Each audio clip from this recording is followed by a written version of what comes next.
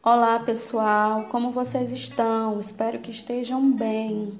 Sejam bem-vindos a mais uma aula, a nossa última aula do primeiro módulo. Nós estamos encerrando esse módulo e eu estou feliz por termos construído esse período, muitas experiências, conhecimento e informações valiosíssimas sobre a nossa disciplina, que é Psicologia da Educação.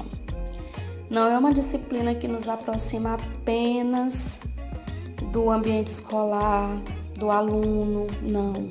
Não é uma disciplina que nos faz refletir sobre a prática educativa, mas é uma disciplina que nos aproxima também do ser humano, que nos aproxima uns dos outros, que faz com que nós conheçamos melhor o outro, o próximo, e faz com que a gente desenvolva empatia, respeito, enfim, são muitas contribuições que a psicologia nos traz, e voltadas essas contribuições para a educação, o trabalho do educador, ele se torna sem dúvidas muito mais efetivo. E essa aula de hoje tem como tema Psicologia e o Desenvolvimento Humano, assunto importantíssimo.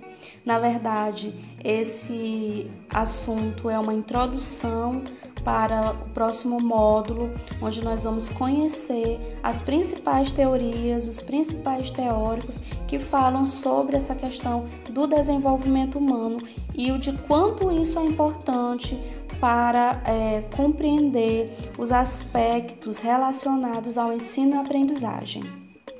Sem dúvidas, o campo do desenvolvimento e da aprendizagem é um campo vasto, tenta compreender os aspectos que envolvem a vida do ser humano. Só que alguns autores, eles se dispuseram a estudar esses aspectos e assim instituir maneiras mais específicas de se trabalhar com as crianças de uma forma a colaborar com seu desenvolvimento típico, bem como garantir uma aprendizagem satisfatória ao longo de sua vida nos aspectos escolares, que é o que nós temos levado muito em consideração. A psicologia ela já tem uma área voltada para a questão do desenvolvimento, chamada Psicologia do Desenvolvimento, e é um tema que desperta a curiosidade de muita gente. Isso faz muito sentido. Por quê? Porque é uma disciplina que busca compreender a forma como nós nos transformamos e a forma como nós aprendemos. Isso é fantástico. E permite adaptações e aperfeiçoamentos constantes. Embora seja um conteúdo um tanto complexo, é um assunto muito útil. Para quem? Só para os psicólogos, para os pedagogos? Não. Para psicólogos, para pedagogos e para professores. Professores que desejam se manter atualizados, professores que desejam ver os seus alunos se desenvolverem, professores que desejam fazer um diferencial. Por quê? Porque conhecer o desenvolvimento humano é muito importante no sentido de evitarmos muitos problemas no dia a dia em sala de aula. Então, vamos comigo para que nós possamos compreender um pouquinho mais como funciona o desenvolvimento humano voltado para a área da educação. E qual seria a importância da psicologia do desenvolvimento? Então, esse campo de conhecimento, ele serve para evidenciar comportamentos normais e prejudiciais, incentivando melhorias e corrigindo falhas também. Tá? Por exemplo, vamos observar esse exemplo bem cotidiano nas salas de aula. Imagine que uma criança tenha aprendido a ler recentemente e ela vem tomando gosto pela leitura. Ela lê placas pelas ruas, comunicados, mensagens em jogos, ela lê gibis, lê pequenos livros. Porém, depois de alguns meses, essa criança começa a mostrar um desinteresse pelas letras, pelas palavras, deixando os livros de lado, ela apresenta queda no rendimento escolar e apresenta agressividade junto aos colegas. Os professores dessa criança, preocupados, conversam com os pais e pedem para que ela leia em voz alta em casa, reparando uma confusão entre as letras, e quando foi observado isso. Esse incidente motivou o quê? Uma consulta com o médico. Então, quando pediu para que essa criança lesse em voz alta e repare-se essa confusão entre as letras, foi solicitado que os pais procurassem um especialista. E esse especialista, que foi um oftalmologista, descobriu que um problema de visão. Então, nesse exemplo, gente, a psicologia do desenvolvimento ela colabora, sinalizando que existem causas por trás de comportamentos prejudiciais ou incomuns, comportamento esse que aquela criança apresentou que ela não apresentava, principalmente o que? A agressividade dessa criança. E essa descoberta irá contribuir bastante para o desenvolvimento dessa criança. E qual a importância do estudo do desenvolvimento humano para o professor?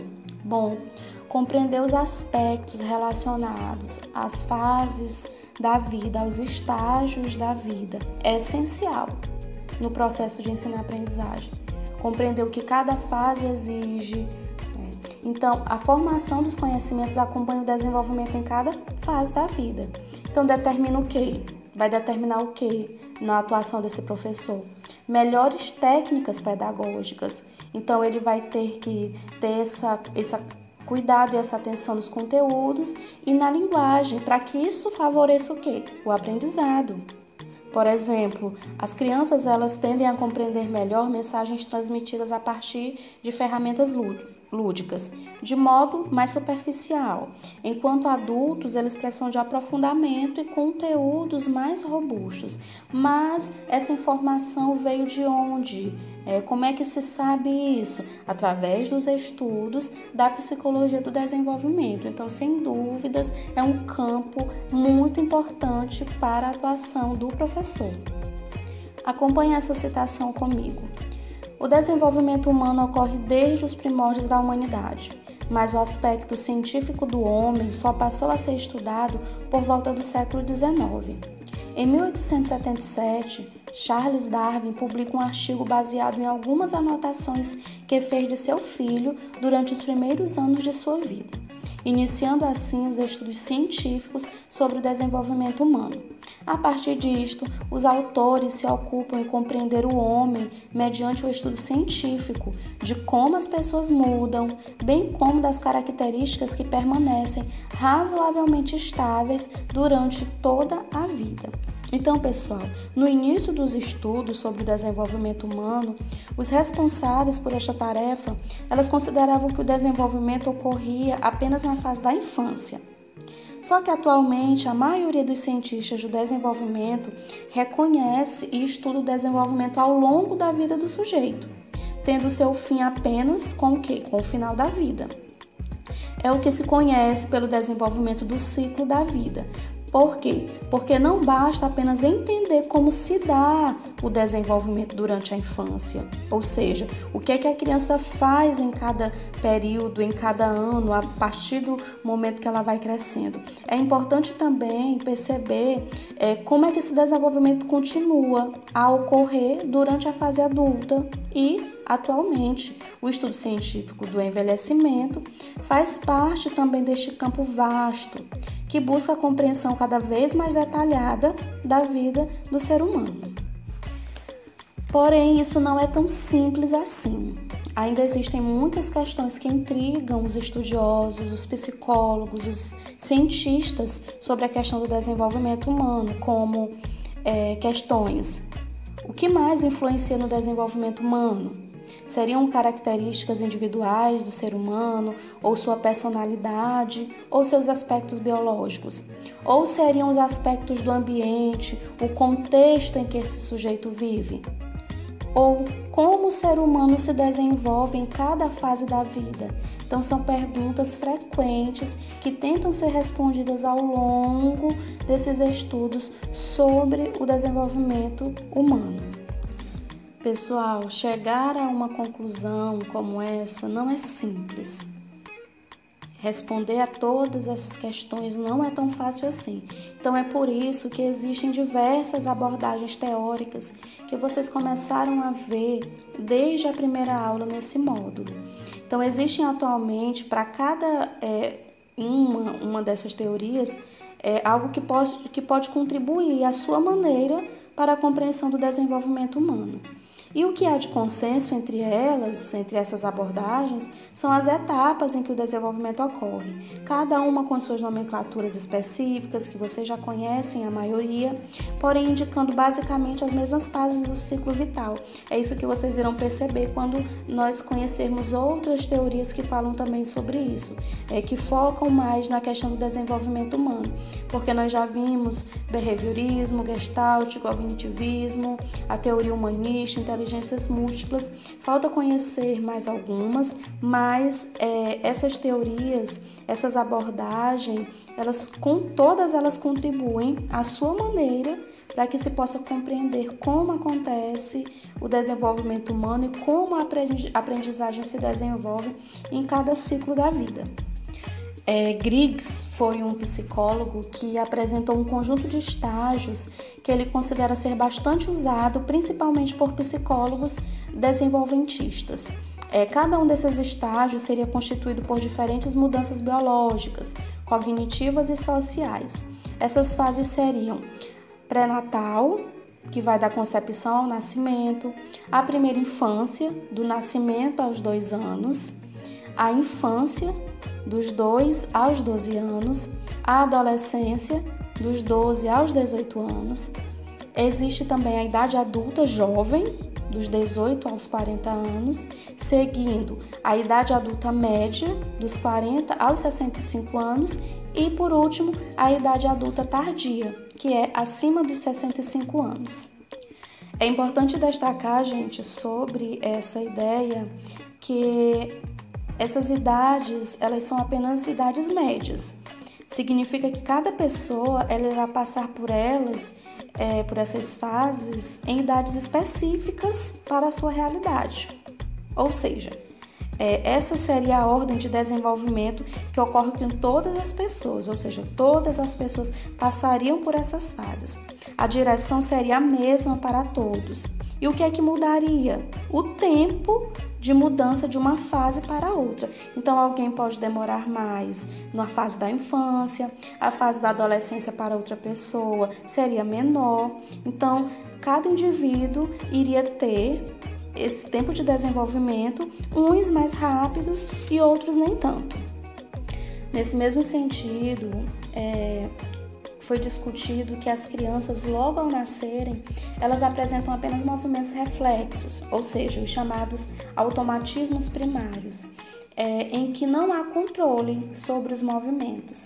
Alguns desses movimentos têm características que garantem a sobrevivência da criança, por exemplo, a sucção, a respiração, que são respostas não aprendidas, mas são indispensáveis. Os demais movimentos reflexos, eles tendem a desaparecer em poucos meses de vida. Durante a infância, a criança aprende a controlar os movimentos, aprende a sentar, engatilhar e, enfim, ela aprende a andar. O desenvolvimento sensorial depende do desenvolvimento do cérebro. Se as trajetórias visuais não se desenvolvem no período de bebê, a visão fica permanentemente perdida. As redes neurais que são utilizadas ficam mais fortes, já as que não são utilizadas são eliminadas. Todos esses aspectos, falando só desse período da infância, são fundamentais para que se possa conhecer melhor o ser humano, e se possa trabalhar com a sua realidade de acordo com a sua fase da vida. Pessoal, apesar da existência de diversas teorias que se ocupam de explicar o processo de aprendizagem, as que apresentam maior destaque atualmente na educação são as teorias desenvolvidas por Jean Piaget e Lev Vygotsky, que vocês já ouviram falar, com certeza, já mencionei esses dois nomes para vocês durante as nossas aulas. E é importante destacar que o Piaget desenvolveu algo chamado de epistemologia genética. A epistemologia nada mais é do que o estudo do conhecimento. Também é chamada de teoria do conhecimento. E nessa teoria, ele tenta explicar como acontece o desenvolvimento humano por meio de quê? da experiência com crianças desde o nascimento até a adolescência. Então, ele trabalhou muito, né, nesse período da vida, todos os estudos que ele fez, os experimentos, as observações foram baseadas nesse período da vida, até a adolescência. E qual era a premissa? O fato de que o conhecimento é construído a partir da interação do sujeito com seu meio, a partir de estruturas existentes. Isso, o Piaget.